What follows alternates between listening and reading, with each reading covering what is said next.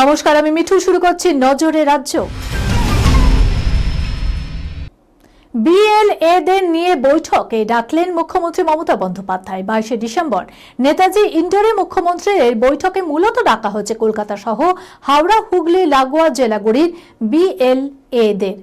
শুধু বিএলএ নয়, নির্দিষ্ট বিধানসভায় বুথে বুথে ঘুরে ভোটের কাজে যুক্ত থাকেন যেসব গুরুত্বপূর্ণ কর্মী, তাদেরও ওই মিটিংয়ে থাকতে বলা হয়েছে। খসড়া ভোটার তালিকা প্রকাশের পর যেসব নাম বাদ গিয়েছে, তাদের নাম কেন বাদ গেল, বৈধ কারো নাম বাদ গেল কিনা, মুখ্যমন্ত্রী সেই ইস্যুতেই নিজের বার্তা দেবেন, তা এক কথায় স্পষ্ট। আপাতত জাকিয়ে শীত পড়ার সম্ভাবনা নেই। উত্তর পশ্চিম ভারতে পশ্চিমী ঝঞ্ঝা তৈরি হচ্ছে, তার জেরে বঙ্গে শীত ধাক্কা খাচ্ছে। দিন ও রাতের তাপমাত্রা সামান্য হলেও বাড়বে বলে প্রাথমিকভাবে খবর।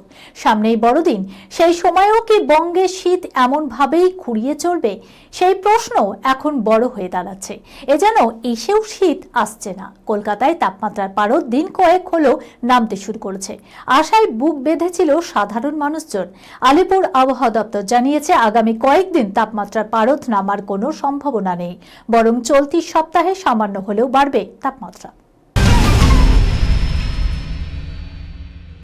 চলতি বছর বড়দিনে মুক্তি পাবে মিতিন, একটি খুনির সন্ধানে। এর আগের দুটি ছবির মতোই এবারেও মিতিন একইভাবে ধরা দেবে দর্শকের দরবারে।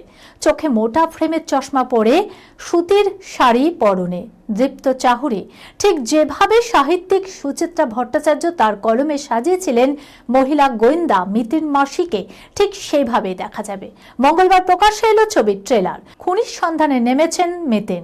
মারকাটারি অ্যাকশন অবতারে মিতিন রূপে কোয়েল যেন অনবদ্য। ট্রেলার দেখে দর্শকের উন্মাদনার পারদ যে বাড়ছে, সে কথা বলাই বাহুল্য।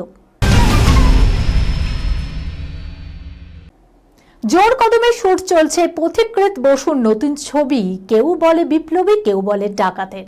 তাতেই চমক একাধিক। ছবিতে একটি বিশেষ নাচের দৃশ্যে দেখা যাবে মিমি চক্রবর্তীকে। বিপ্লবী অনন্ত সিংহের জীবন নিয়ে এই ছবি। নায়কের ভূমিকায় দেখা যাবে জিতকে। বিপ্লবীর জীবনে প্রেমের অস্তিত্ব নেই, অনন্ত সিংহের জীবনেও ছিল না। শোনা যায়, দেশের কাজে যোগ দেওয়ার আগে তার জীবনে কিশোর প্রেমের নাকি ছায়া পড়েছিল। সেই ভূমিকায় দেখা যেতে পারে নতুন মুখকে। এই খবরের সঙ্গে শেষ করলাম আজকের নজরে রাজ্য। আপনারা দেখছেন টিভি 24 বাংলা, সংবাদ বিনোদন সারাদিন সারাক্ষণ।